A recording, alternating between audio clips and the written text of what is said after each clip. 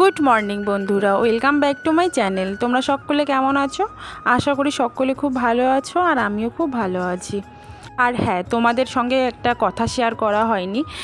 গত সোমবার আমাদের অ্যানিভার্সারি ছিল, তো তোমাদের দাদাভাইও কিন্তু এসে হঠাৎ করে, তো তোমাদের সঙ্গে শেয়ার করতে পারিনি। হঠাৎ করে সোমবার দিন সকালবেলা তোমাদের দাদাভাই চলে আসে বাড়িতে, মানে ও আমাকে সারপ্রাইজ দেওয়ার জন্যে। তো আমি জানতাম না তো তোমার দাদাভাই আসবে, তো ওই জন্যে কিন্তু আমি সোমবার দিন আর কোনো ভিডিও শেয়ার করতে পারিনি তোমাদের সঙ্গে। তো এটা হচ্ছে মঙ্গলবার দিনের ভিডিও, যে তোমার দাদাভাই অ্যানিভার্সারির পরের দিন। তো আমি তোমাদের সঙ্গে অ্যানিভার্সারির ভিডিও শেয়ার করব খুব শীঘ্রই। এই ভিডিওটা হচ্ছে অ্যানিভার্সারির পরের দিনের ভিডিও, মানে মঙ্গলবার দিনের ভিডিও। তো আমি কিন্তু মানে সকালবেলা ঘুম থেকে উঠে দেখি যে 6টা বাজে। তো আমি তো অত সকাল সকাল উঠি না, আর খুব প্রচণ্ড ঝড় বৃষ্টি হচ্ছিল। তো তারপরে আবার মানে ঘুমিয়ে পড়ি। ঘুমানোর পর দেখি 4:30 বাজে। ঘুম থেকে উঠেছিলাম একবার 7:30 বাজে। তো তখন ঘুম থেকে উঠলাম, উঠে আবার তখনও কিন্তু ঝড় বৃষ্টি কমেনি। তারপরেও আবার শুয়ে মানে উঠে দেখি আবার কি কাজ করব, তোমাদের দাদাভাই তো এখনও ঘুমাচ্ছে, শাশুড়ি মাও ওঠেনি। তো আমি ভাবলাম আর একটু ঘুমিয়ে নেই। তো আমি যখন ঘুমাতে গেলাম তখন তোমাদের দাদাভাই আবার ঘুম থেকে উঠে বাইরে গেল, হয়তো বাথরুমে গেছিলো। তারপরে আমি ওইদিকে ঘুমিয়ে পড়ি, তোমার দাদাভাই আর কোনো খোঁজ নেইনি। তারপরে একবারে উঠি 9টার সময়, দেখি তোমার দাদাভাই এখনও বিছানায় ছিল না। তারপর আমি ভাবি যে হয়তো ও এখনই উঠলো ঘুম থেকে, বাইরে গেছে। তো বাইরে আমি বিছানায় 1-2 মিনিট ওয়েট করলাম, মানে ঘুম থেকে উঠে তো আর চট করে বিছানার থেকে উঠলে না, আমার মাথাটাও ঘোরে। তো 1-2 মিনিট ওয়েট করলাম, তো ওর কোনো পাত্তাই নেই। তারপর ভাবলাম যে ও বাইরে বাথরুমে গেছে, এতক্ষণ টাইম লাগে। তারপর আবার আমি মানে উঠলাম বিছানার থেকে, উঠে যখনই আমাদের তো বারান্দায় রান্নাঘর, মানে ছোট গ্যাসের রান্নাঘরটা তো আমাদের বারান্দায়। তো আমি বারান্দায় জাস্ট পাটা রাখলাম, দেখলাম যে রান্নাঘরের দরজাটা খোলা। রান্নাঘরে যেন কি একটা খটখট করছে, মানে আওয়াজ হচ্ছে। তো দরজাটা একটু হাফ বন্ধ হাফ খোলা ছিল, মানে দেখা যাচ্ছিল না ঠিকঠাক। তো তারপর আমি রান্নাঘরের দরজাটা খুললাম, খুলে দেখি তোমাদের দাদাভাই রান্না বসিয়েছে। দেখি ভাত হয়ে গেছে, আর ডিমের ঝোলটা মানে ডিম সেদ্ধ করেছে, আলু সেদ্ধ আর ডিম সেদ্ধ করে আলুগুলো ছুলছে। ছোট আলু দিয়েছে, আলুগুলো ছুলছে, আর ডিমটাও ছুলে নিচ্ছে। তা আমি বললাম তুমি রান্না বসিয়েছো? বলে কি হ্যাঁ, তোমার তো ঘুমই ভাঙে না, তাই আমি রান্না বসিয়েছি, আজকে আমার হাতে রান্না খাও, দেখো কেমন লাগে। আমি আবার ওকে বললাম আমার কি ভাগ্য গো, সত্যি আমি তোমাকে পেয়ে খুব লাকি, যে আমাকে মানে আমি এখনও বিছানা থেকে ঘুম থেকে উঠিনি, আর তুমি আমাকে রান্না করে খাওয়াচ্ছ। আমার মতো মানে ভাগ্য কারণ নেই। তো এরকম করে বলতে বলতে ও মানে প্রায় রান্নাটা কমপ্লিটের দিকে ছিল। মানে ডিম সেদ্ধ করেও নিয়েছে, ছুলেও নিয়েছে, সবটাই করে নিয়েছে। মশলা টশলা দেখি সব বেটে নিয়েছে। মানে এমনিতে জিরে গুঁড়ো থাকে, মানে আমাদের আগেই মিক্সিতে করে রাখি জিরে গুঁড়োটা, আর হচ্ছে কাঁচা লঙ্কা দিয়েছে মনে হয় আজকে সেদিনকে তরকারিতে। তো আমি বললাম দাঁড়াও, আমি রেখে দাও, আমি বাদবাকিটা এসে করছি। ও বলে কি না, আজকে আমিই করি।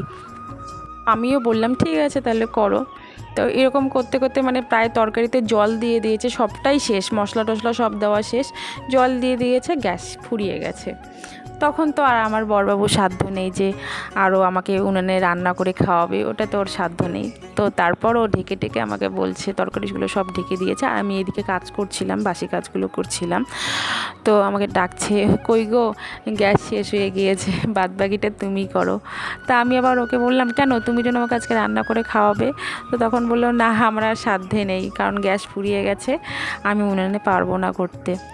তারপর আমি আবার যেটুকু কাজ ছিল তাড়াতাড়ি করে নিয়ে আমি চানে গেলাম। চান করে এসে দেখো আমি উনানে কি বলবো, উনুনটা ধরছিলই না। আর অনেক দিন থেকে উনুনটা ধরাই না, মানে অভ্যাস নেই। আর হঠাৎ করে দেখবে যে উনুন ধরানো কিন্তু অতটা সহজ নয়, যতটা ভাবো তোমরা। যারা উনুনে রান্না করে তারাই বোঝে। আমি তাড়াতাড়ি করে আবার মানে ওই তরকারিটা নিয়ে এসে আবার আমাদের মানে উনুনের কড়াই আলাদা, তো ওই কড়াইতে দিলাম। দেওয়ার পর তরকারিটা সেদ্ধ করে নিয়ে নামিয়ে রাখলাম। আর হচ্ছে খারকোল পাতা ছিল, জানি না তোমরা ওটাকে কি বলো। তো খারকোল পাতার বাটা একটু মানে সেদিন মা করেছিল, আমার মা, বাপের বাড়ির মা আর কি, শাশুড়ি মা না, আমারই মা। তো মা খারগোল পাতা তুলেছিল, তো ডাটাগুলো রেখে দিয়েছে, ভাজা খেয়েছে, আর পাতাগুলো হচ্ছে মানে বাটা খাবো, ওই জন্যই আমাকে দিয়ে দিয়ে, আমার মাকে বলেছিলাম মা আমাকে পাতাগুলো দিও, তো মা কিন্তু আমাকে দিয়ে দিয়েছে পাতাগুলো।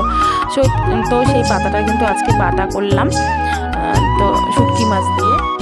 তারপর দুপুরবেলা সব খাওয়া টাওয়া করে টোরে একদম সন্ধ্যার দিকে, আর সারাদিন কোনো ভিডিও করা হয়নি। সন্ধ্যার দিকে মেয়ে বলছে মা আমি বার্গার খাবো, তো চলে গেলাম বার্গার খেতে। আমরা তিনজনই, মা মেয়ে তারপর বড়বাবু গেলাম একটা রেস্টুরেন্টে ঢুকলাম। তো ওখানে নাকি বার্গার আগে হতো, আজকে নেই, এখন বলতে হয়তো হয় কিন্তু আজকে আর হবে না। দোকান থেকে বেরিয়ে পড়লাম, তো আবার কিন্তু অন্য একটা রেস্টুরেন্টে গেলাম, গিয়ে ওখানেও জিজ্ঞেস করলাম যে বার্গার পাওয়া যাবে, তো বলে কি না বার্গার পাওয়া যাবে না। তারপর কিন্তু ওখান থেকে আবার রিটার্ন হয়ে আসলাম।